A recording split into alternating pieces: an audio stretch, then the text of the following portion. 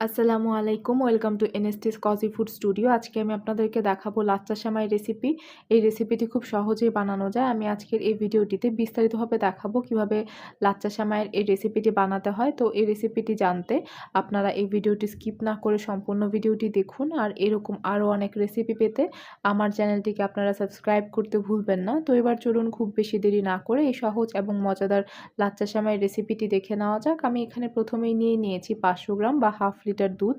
আমি এখানে লিকুইড দুধ ব্যবহার করেছি।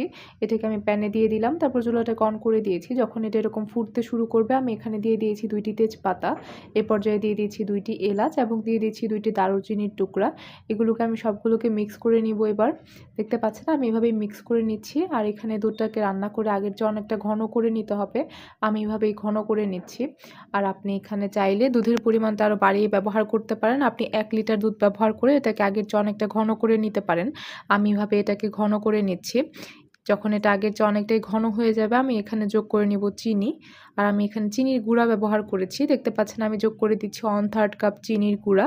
আপনি এখানে চাইলে নর্মাল চিনি ব্যবহার করতে পারেন। এবার সবগুলোকে মিক্স করে নিতে হবে।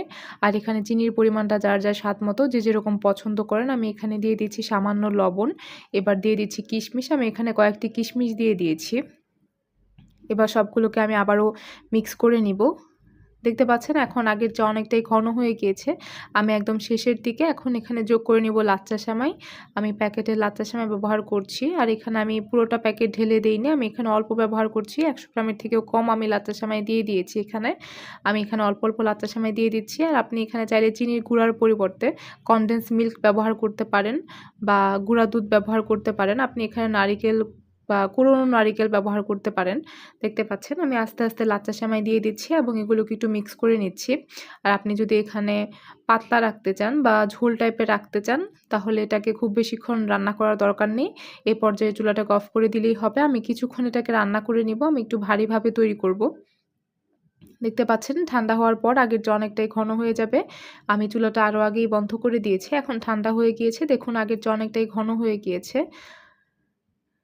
আপনি এখনও এখানে নারিকেল কুড়োনো বা কাজু বাদাম, কাঠবাদাম দিয়ে দিতে পারেন। আমি এখানে দিয়ে দিয়েছি সামান্য কাঠবাদাম কুচি এবং কিছুটা কিশমিশ।